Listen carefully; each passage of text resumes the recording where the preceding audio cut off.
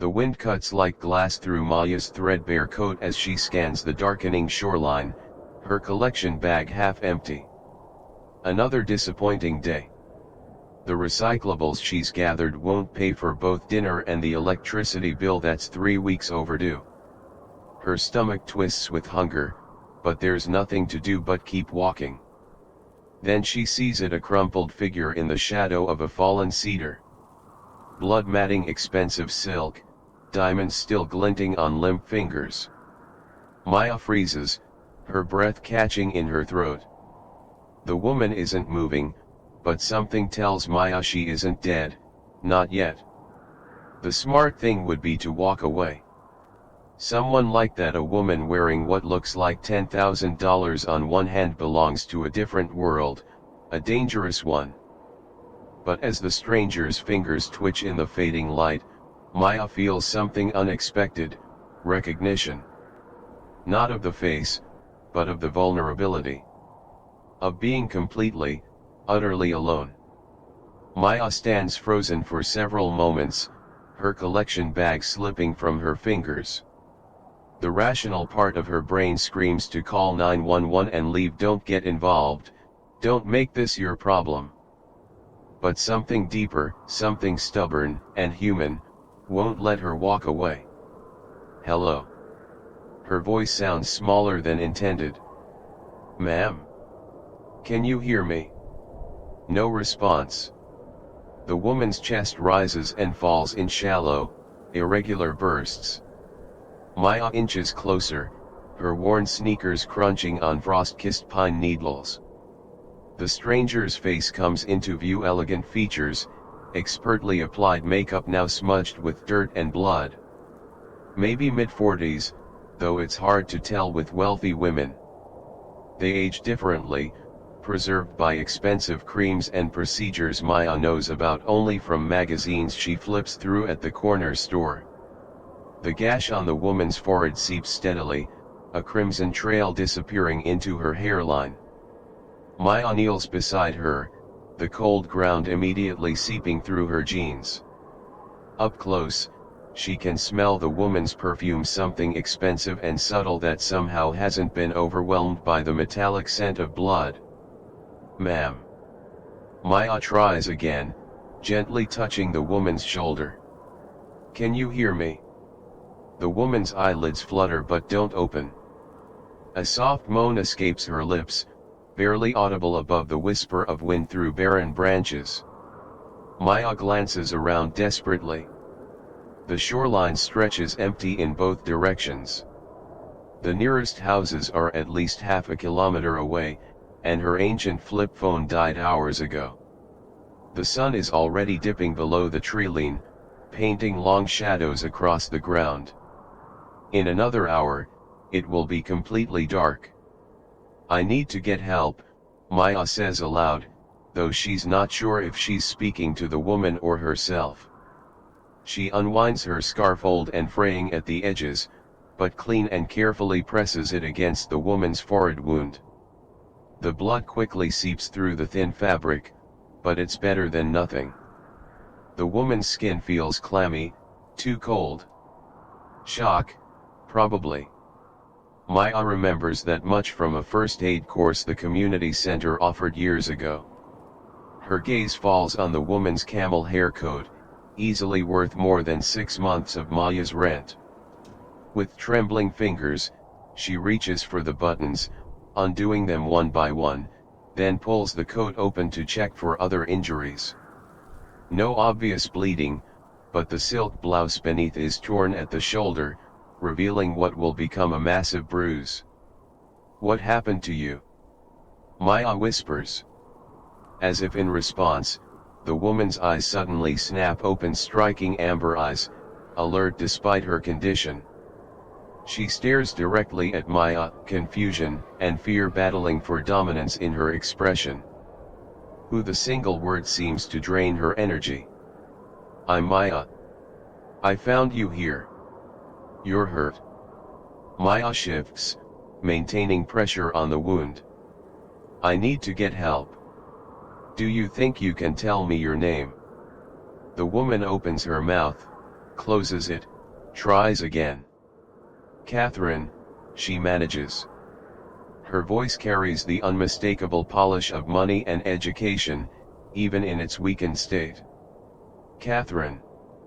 Okay. I'm going to get help, but I need to leave you for a few minutes. Do you understand?"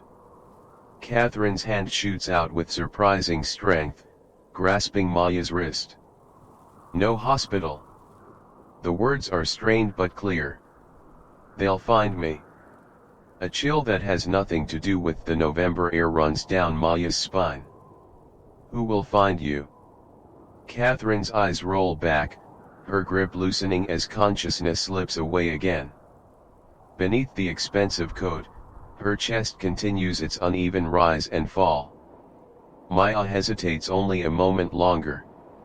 Whatever trouble this woman is in, she'll die without medical attention. Making her decision, Maya carefully arranges the coat back over Catherine, tucking it around her to preserve body heat. She positions her collection bag under the woman's head as a makeshift pillow. "I'll be back," she promises, then stands, muscles stiff from kneeling in the cold. Maya turns and runs, her breath forming clouds in the frigid air. Her legs burn with effort as she sprints up the sloping path toward the road. Branches catch at her hair and clothing, but she doesn't slow. The rhythm of her footfalls aligns with the mantra in her head, "Don't die, don't die, don't die." She has no idea why she cares so much about a stranger who represents everything unattainable in her world. Maybe it's simple human decency. Or maybe it's because for the briefest moment, in Catherine's vulnerable, frightened eyes, Maya saw something familiar, something that transcended their obvious differences. The truth that everyone, no matter how rich or powerful, knows what it means to be afraid and alone. Maya bursts onto the main road, lungs burning with each desperate breath. Headlights appear in the distance, a rare sight on this forgotten stretch of highway. She waves her arms frantically, stepping directly into the path of the approaching pickup truck. The driver slams on the brakes, tires skidding on loose gravel. The truck stops mere feet from her, horn blaring. A middle-aged man with a weathered face leans out the window, face twisted with anger that quickly shifts to concern. "Jesus Christ, kid. I could have killed you." "Please," Maya gasps, hands on her knees, struggling to speak between ragged breaths. "Woman, injured, by the lake. Bleeding badly." The man's expression changes instantly. He jumps out of the truck taller than Maya expected, with broad shoulders and calloused hands that speak of a lifetime of physical labor. "Show me," he says simply, already reaching behind the seat for what turns out to be a first aid kit. "I'm Jack," he offers as they hurry back toward the shoreline path. "Paramedic, off duty." Relief floods through Maya's chest. She said no hospitals. Said they'll find me. Jack's stride doesn't falter, but his expression darkens. "Let's see how bad it is first." The return journey seems impossibly longer than Maya's desperate sprint away. Shadows have lengthened, transforming familiar landmarks into unrecognizable silhouettes. Twice they take wrong turns, forcing Maya to backtrack, panic rising in her throat. There, she finally spots the fallen cedar, now barely visible in the gathering dusk. Catherine lies exactly as Maya left her, deathly still except for the shallow movement of her chest. Jack kneels beside her, professional efficiency taking over as he checks her pulse, pupils, and the wound on her forehead. "Catherine," he calls firmly. "Can you hear me?" No response. Head trauma, possible concussion, hypothermia setting in, he mutters, more to himself than to Maya. He glances up at the darkening sky. "We need to move her now." Is it safe to move her? Maya asks, remembering snippets about spinal injuries from that long ago first aid course. Less dangerous than leaving her out here. Jack's tone brooks no argument. Help me get her to the truck. Together, they carefully lift Catherine, Maya supporting her legs, Jack cradling her upper body. The woman is surprisingly light, almost fragile in their grasp. Her head lolls against Jack's shoulder, a soft whimper escaping her lips. The trek back to the truck is agonizing. Every step must be measured, every root and rock avoided. Maya's arms tremble with exertion, her fingers numbing in the cold. Sweat trickles down her back despite the biting wind. Almost there, Jack encourages as the truck comes into view. They ease Catherine into the back seat, Jack immediately wrapping her in an emergency blanket from his kit. Her eyelids flutter at the movement, a pained moan escaping her lips. Catherine. Maya leans close. We're getting you help. You're going to be okay. Catherine's eyes open briefly, unfocused and clouded with pain.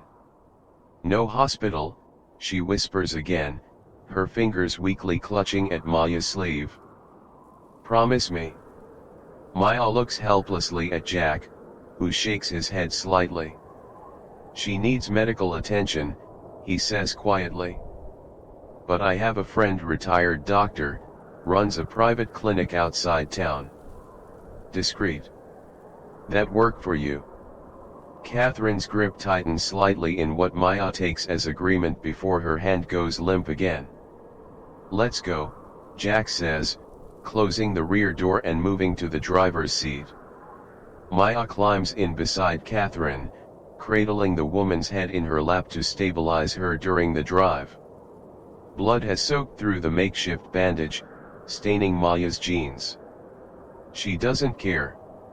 As the truck roars to life, Maya finds herself whispering reassurances not just to Catherine, but to herself.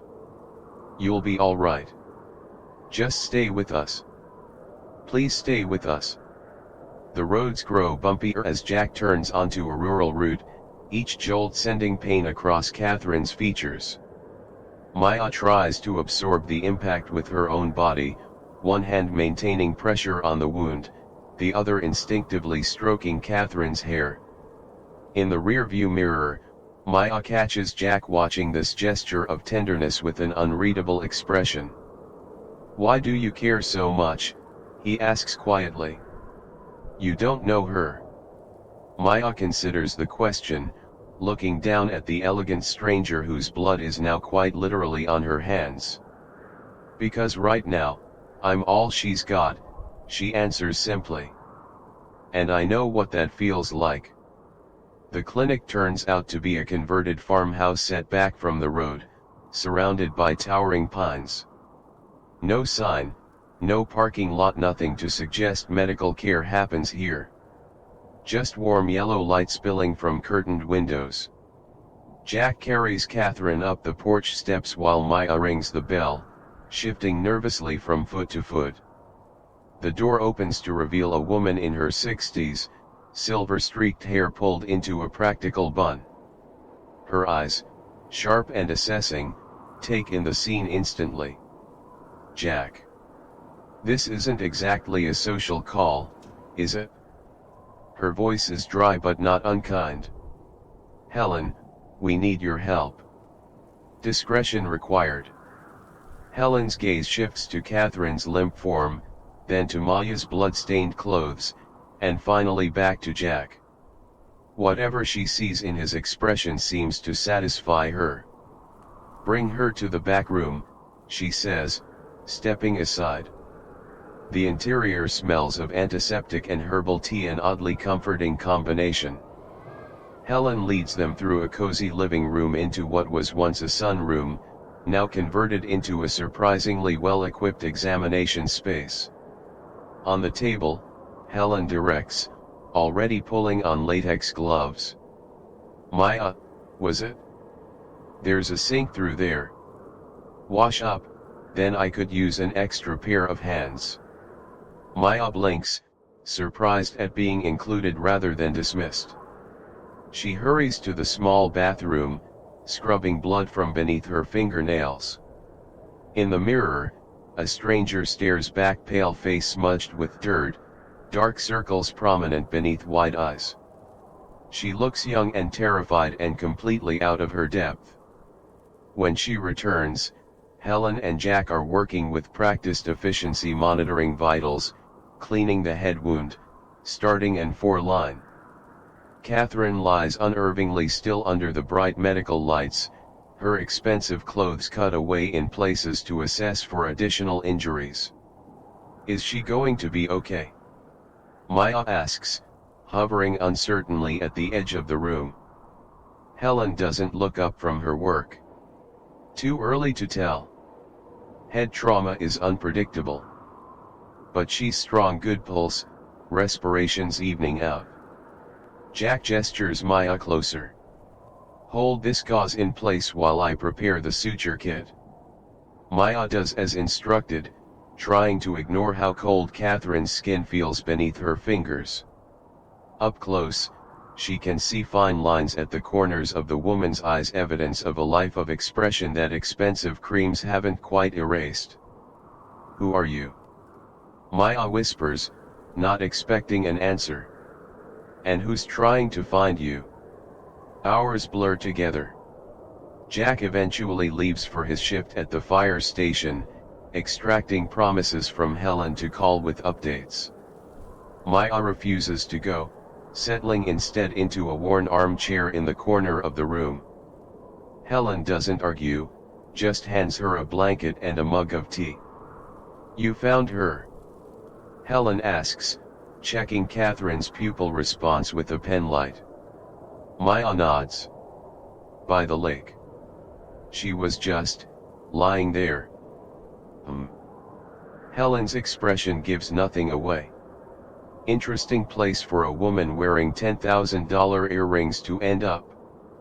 Maya hadn't even noticed the earrings' small diamonds that catch the light as Helen gently turns Catherine's head to check the bandages. She said no hospitals before she passed out, Maya offers. Said someone would find her. Helen's hands pause momentarily. Did she, now? She straightens, removing her gloves. Well, she's stable for now. 4 fluids are helping with the shock. We'll know more when she wakes up. When will that be? Could be hours. Could be morning. Helen studies Maya, her clinical gaze softening slightly. You should go home, get some rest. There's nothing more you can do tonight. But Maya shakes her head. I can't leave her alone. The words surprise her as much as they seem to surprise Helen. She has no obligation to this stranger, this woman from a world so different from her own. Yet the thought of walking away feels impossible. Helen sighs. Suit yourself. But don't disturb her rest, and call me immediately if anything changes. She points to a red button on the wall. That connects directly to my bedroom upstairs. After Helen leaves, the room grows quiet except for the steady beep of monitoring equipment and Catherine's soft breathing. Maya pulls the armchair closer to the bed, studying the woman's face. Relaxed in unconsciousness, she looks both younger and more vulnerable. The arrogance that wealth typically etches into features is absent, leaving behind something more human. Who are you really? Maya whispers into the quiet room. And why do I feel like I need to protect you? Only the gentle hiss of oxygen answers her. Dawn seeps through the blinds in pale ribbons when Catherine finally stirs. Maya, dozing in the chair, jerks awake at the rustle of sheets. For a moment, they simply stare at each other, the billionaire and the bottle collector, separated by a gulf of experience yet connected by the intimate strangeness of crisis. Catherine tries to speak, winces, then tries again. Water, she manages, voice scraped raw. Maya hurries to pour a glass from the pitcher Helen left, helping Catherine raise her head just enough to sip without choking. Their faces are inches apart. Maya can see the tiny gold flecks in Catherine's amber eyes, smell the lingering traces of expensive perfume beneath the antiseptic. How long? Catherine asks after a few careful swallows. About 12 hours. It's morning now. Maya sets the glass aside. Do you remember what happened? Catherine's gaze turns inward, brow furrowing slightly before she flinches at the pain the expression causes. Pieces. Driving. A black SUV forcing me off the road. Her fingers twitch restlessly atop the blanket. Then nothing until, you. Her eyes refocus on Maya's face, studying her with an intensity that makes Maya want to shrink back. You stayed. It's not a question, but Maya nods anyway. Yeah. Why? The bluntness of the question catches Maya off guard. Why had she stayed? She has a shift at the diner and she glances at the wall clock. 3 hours. She needs the money desperately. Yet here she is, blood-stained and exhausted, watching over a stranger. I don't know, she answers honestly. It felt necessary. Catherine's expression remains unreadable, but something shifts in her eyes, a recognition, perhaps, or a re-evaluation. Before she can respond, the door opens and Helen enters, bringing with her the scent of coffee and toast. Ah, she's awake. Helen moves to check Catherine's vitals with efficient movements. How's the pain, on a scale of 1 to 10? 6, Catherine answers, then catches Maya's skeptical look. 8, she amends reluctantly. Helen adjusts the foredrip. This should help. You've got a concussion, 3 broken ribs, and required 20 stitches in your scalp. You're lucky to be alive. Luck had nothing to do with it, Catherine murmurs, eyes sliding to Maya. She did. Helen follows her gaze. Yes, our Maya seems to have a knack for being in the right place at wrong times. She sets a plate of toast on the bedside table. Try to eat something. Maya, kitchen's down the hall if you're hungry. Maya hesitates, oddly reluctant to leave. Catherine notices. Go. Eat. Her voice is softer than before. I'm not going anywhere. In the kitchen, Maya devours 2 slices of toast before remembering her manners. She's washing her plate when Helen joins her. She's asked about you, Helen says, refilling her coffee mug. Wanted to know if you needed money. Heat rises in Maya's cheeks. I didn't help her for money. I told her as much. Helen studies Maya over the rim of her mug. But I also told her you work 2 jobs and collect recyclables to make rent. Why would you? Because people like Catherine West exist in bubbles, and sometimes they need reminding about real life. Helen's tone is matter of fact. And because pride is a luxury you can't afford right now. Maya stares. Catherine West? As in West Industries. Helen's eyebrows rise. You didn't recognize her. I don't exactly follow billionaire gossip. Not gossip. News. Helen pulls out her phone, taps the screen, then passes it to Maya. 3 years ago.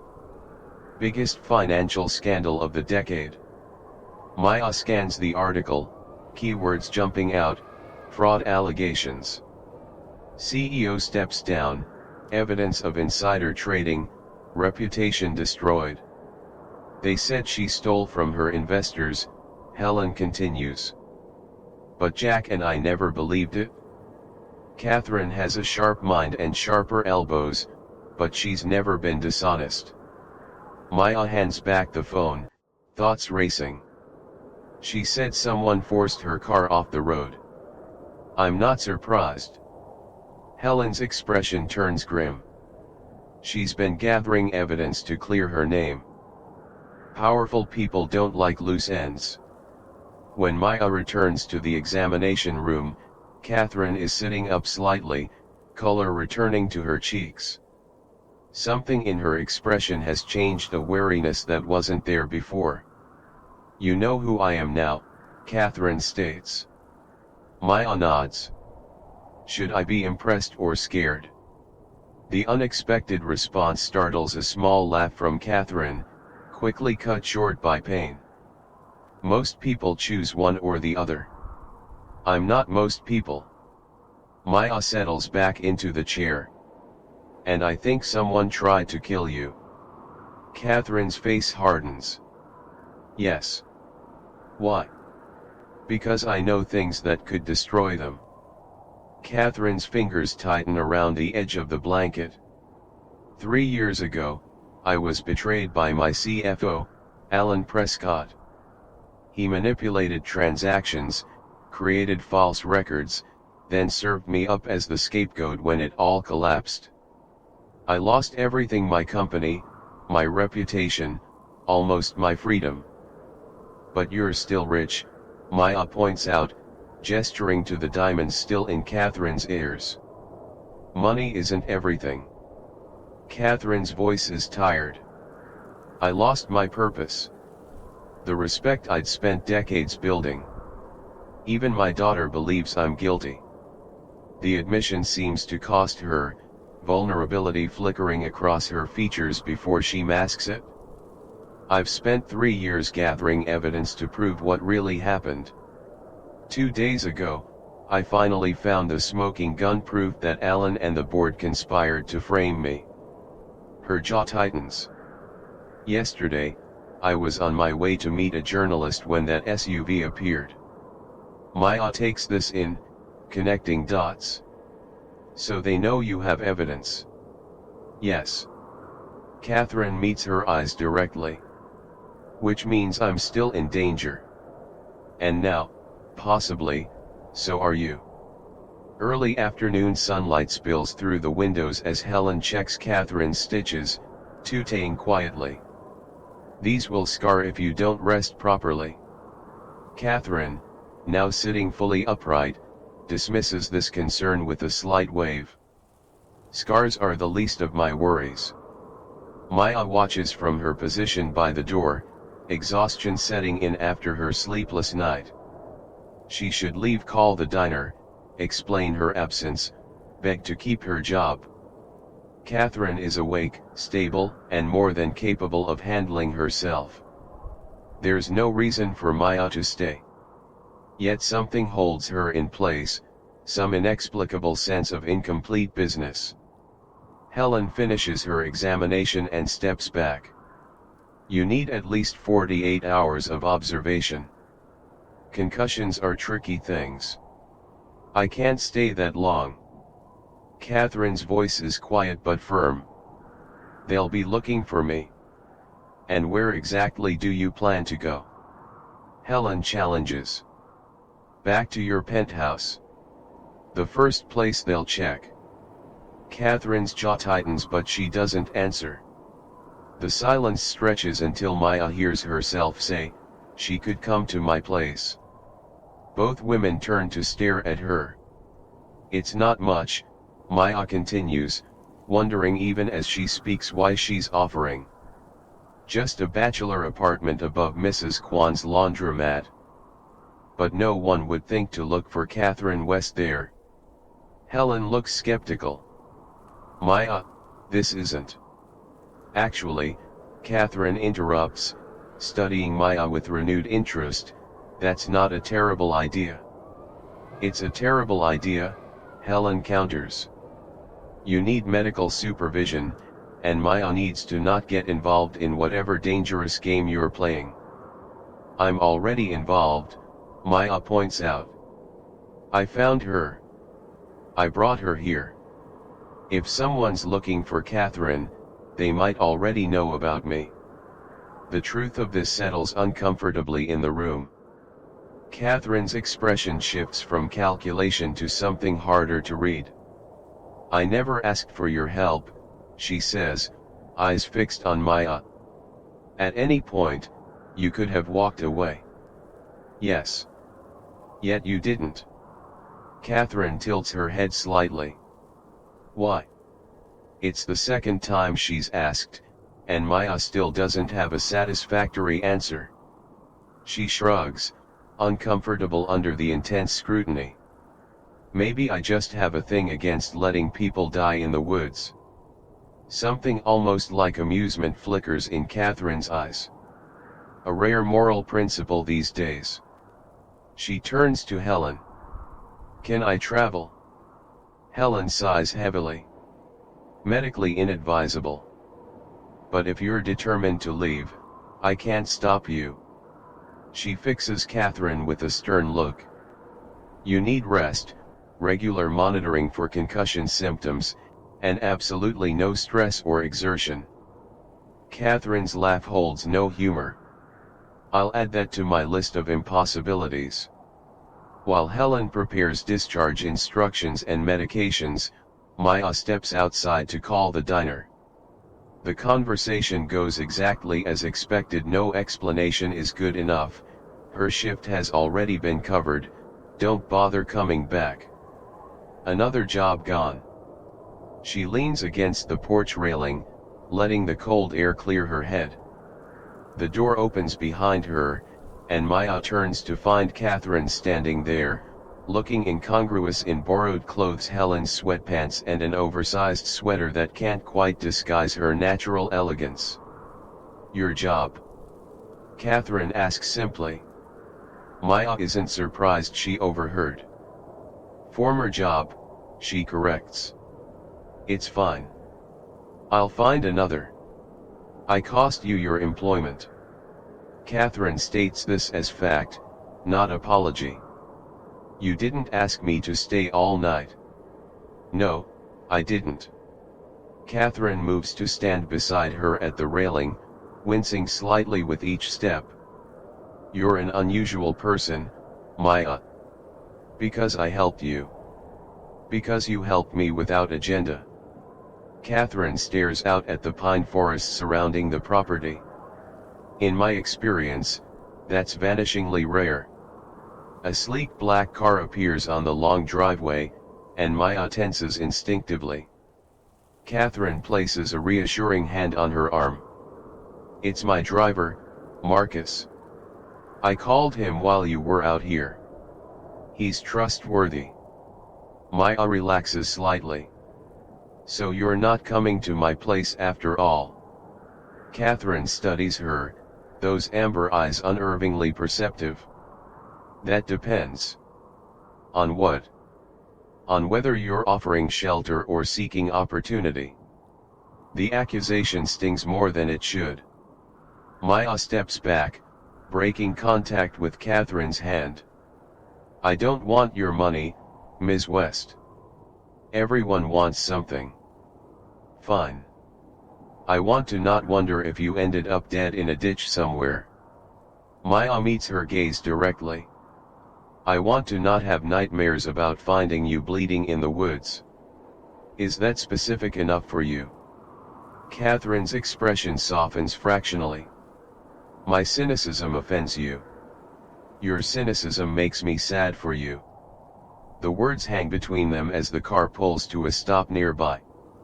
For a moment, Maya thinks she's crossed a line, but then Catherine does something unexpected. She smiles, a genuine expression that transforms her face. My penthouse has 6 bedrooms and a security team, she says. But if you're still offering that bachelor apartment, I accept. Maya blinks in surprise. Seriously? You were right before. It's the last place anyone would look for me. Catherine gestures to the waiting car. Shall we? As they settle into the luxury vehicle's back seat, Maya suddenly realizes the full absurdity of the situation. A billionaire ex-CEO with a concussion and broken ribs, voluntarily heading to a tiny apartment above a laundromat, with a girl who collects bottles for spare change. "This is crazy," she murmurs. Catherine glances at her, that same small smile playing at her lips. "On that, we can agree." Maya's apartment reveals itself in stages, the narrow staircase behind Mrs. Kwan's laundromat, smelling of fabric softener and mildew, the sticky lock that requires a precise jiggle of the key, and finally, the studio itself, a single room with a kitchenette, bathroom door, and fold-out couch serving as both seating and bed. Catherine stands in the doorway, taking it all in. The single window with its view of the brick building next door. The hot plate that serves as a stove. The stacks of library books carefully arranged on milk crates. Maya watches her, suddenly seeing the space through Catherine's eyes, the water stain on the ceiling, the threadbare rug covering warped floorboards, the overall smallness of it all. "It's not much," she says for the second time that day. Catherine steps inside, moving carefully to minimize pain. "It's exactly as advertised." No judgment colors her tone, just simple acknowledgement. Marcus brings in a small bag, necessities Catherine had him collect from a store rather than her home, which might be watched. He surveys the apartment with a professionally neutral expression, though Maya catches his quick assessment of potential security risks: the single exit, the fire escape outside the window, the thin walls. "I'll be parked at the corner, ma'am," he tells Catherine. "Call if you need anything." He glances at Maya. "Anything at all?" After he leaves, silence fills the apartment. Catherine eases herself onto the couch while Maya hovers awkwardly, suddenly hyper-aware of every shabby detail of her life on display. "I should make up the bed for you," she says, moving toward the closet where she keeps extra sheets. "Maya." Catherine's voice stops her. "Sit down. You're swaying on your feet." Only then does Maya register her own exhaustion, the bone-deep fatigue from a night without sleep, the emotional drain of the past 24 hours. She sinks onto the other end of the couch. "When did you last eat?" Catherine asks. Maya has to think about it. "Helen's toast, this morning." "And before that?" She shrugs. "Lunch yesterday, maybe." Something flashes across Catherine's face, recognition, perhaps. She reaches for her purse, movements stiff with pain, and extracts her phone. "I'm ordering food." "Preferences?" "You don't have to." "Preferences," Catherine repeats firmly. Maya relents. "There's a Thai place around the corner. They know me." While Catherine places the order, Maya finally allows herself to truly feel the surreality of the situation. Catherine West, whose face has been on magazine covers, whose business decisions affect global markets, is sitting on her second-hand couch, ordering pad thai in a voice accustomed to commanding boardrooms. "They'll deliver in 20 minutes, Catherine reports, setting down her phone. She leans back carefully, eyes closing briefly against a wave of pain. "You should shower while we wait. You'll feel better." Maya wants to argue but can't deny the appeal of hot water on her aching muscles. She gathers clean clothes and retreats to the tiny bathroom, where the shower pressure is unpredictable but the water, at least, gets properly hot. Under the spray, the events of the past day catch up with her. Her hands begin to shake as delayed shock sets in. She could have walked past that fallen cedar. Catherine could have died, alone and undiscovered. Maya could be at work right now, blissfully unaware, one paycheck closer to making rent. Instead, She's harboring a billionaire with a concussion and enemies willing to commit murder. When she emerges, dressed in clean leggings and an oversized sweater, the apartment smells of Thai spices. Catherine has managed to find plates and set them on the coffee table, along with bottled water from Maya's small refrigerator. Better? Catherine asks, her gaze taking in Maya's damp hair and pink scrubbed face. Much. Maya sits cross-legged on the floor across from Catherine. But you should be resting, not setting tables. I've never been good at being idle. Catherine serves food onto both plates. Even as a child, I reorganized my doll's investment portfolios instead of having tea parties. Maya snorts despite herself. Of course you did. They eat in companionable silence for a few minutes. The food is exactly what Maya needed: warm, flavorful, filling. She feels more clear-headed with each bite. Catherine eats less but seems to appreciate the simple meal. Her gaze continues to wander around the apartment, taking in details: the community college textbooks, the carefully mended clothes hanging in the open closet, the single photograph of a smiling older woman on the windowsill. Your grandmother? She asks, nodding toward the photo. Maya nods. She raised me after my mom left. She died last year. I'm sorry. Catherine's voice holds genuine sympathy. Is that when you left school? Maya blinks, surprised at the accurate assumption. How did you? The textbooks. Recent editions but gathering dust. And you're clearly intelligent, yet working multiple minimum wage jobs. Catherine sets down her fork. You gave up your education to care for her. She had cancer. The insurance covered almost nothing. Maya shrugs, uncomfortable with the attention on her circumstances. It wasn't really a choice. Catherine studies her with an expression Maya can't quite interpret. You have a habit of putting others before yourself, says the woman who got run off the road for pursuing justice. Catherine's laugh is surprised and genuine. Touché. She winces, hand moving to her ribs. Don't make me laugh. It hurts. Sorry. Maya smiles, then sobers. What happens now? With your evidence? Catherine's expression turns serious. I've hidden it. Digitally and physically. But I need to get it to someone trustworthy, a prosecutor who isn't in Alan's pocket, or a journalist with enough integrity to verify before publishing.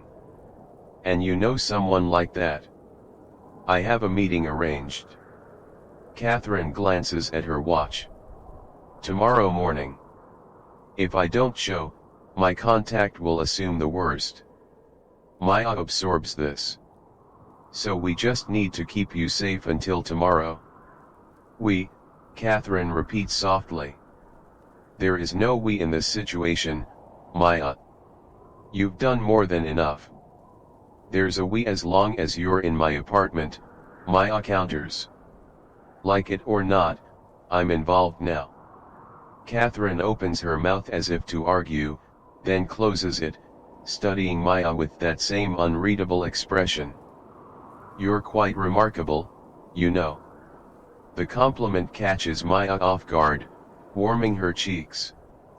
Before she can respond, headlights sweep across the window, a car pulling up outside. Maya moves to peek through the blinds. Her blood freezes. Black SUV. Two men getting out. Catherine is on her feet instantly, ignoring the pain the sudden movement must cause. We need to leave. Now. How did they find us? Maya's mind races through possibilities. Your name, your phone, a traffic camera that caught Marcus's car, it doesn't matter. Catherine is already moving toward the door. Is there another way out? Fire escape, through the window. Maya grabs her backpack, shoving in essentials wallet, ID, the photograph of her grandmother. But they'll see us if we go that way.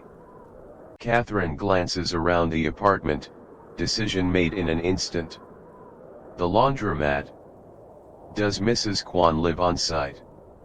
Yes, behind the shop.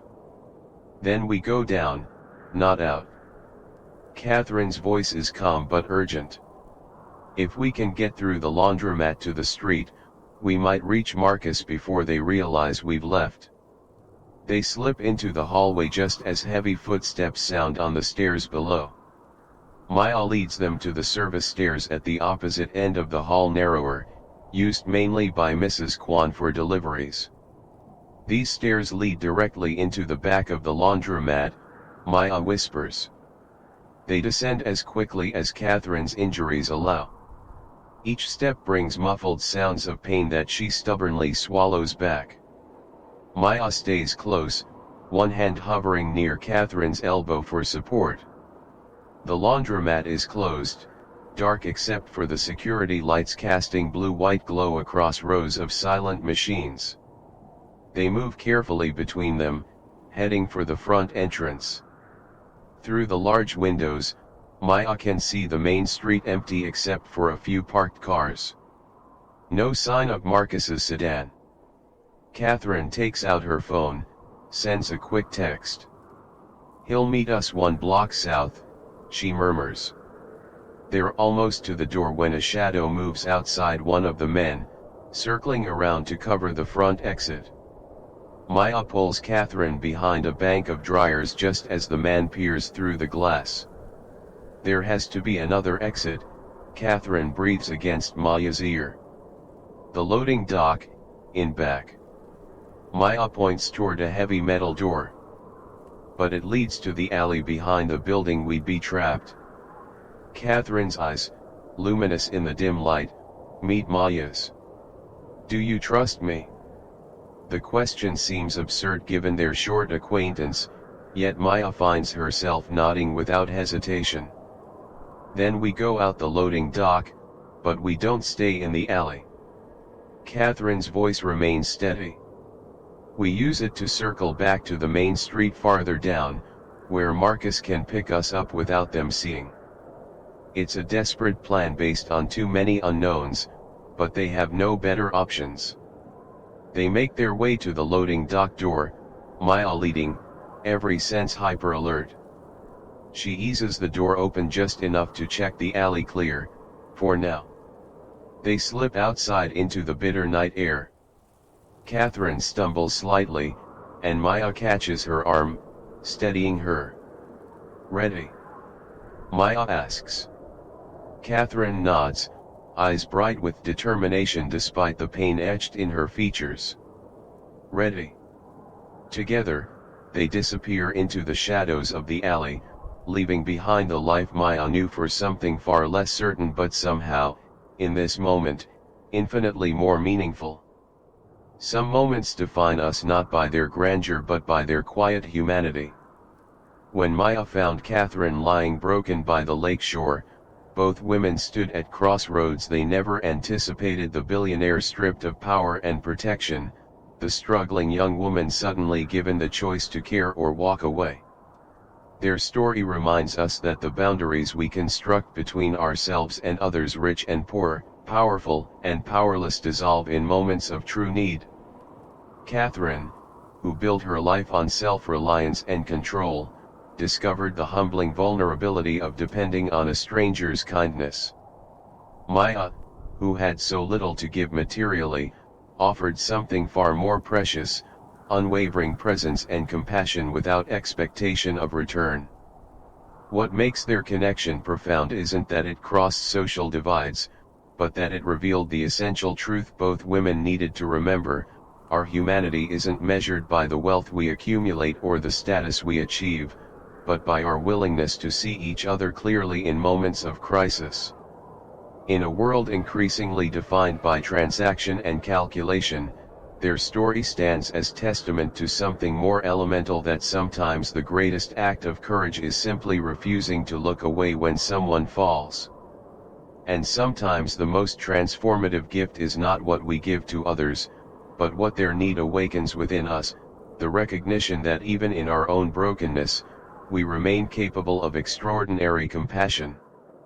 This story of unexpected connection leaves me wondering, when was the last time you crossed an invisible boundary to help someone different from yourself? Or when did someone reach across that divide to help you?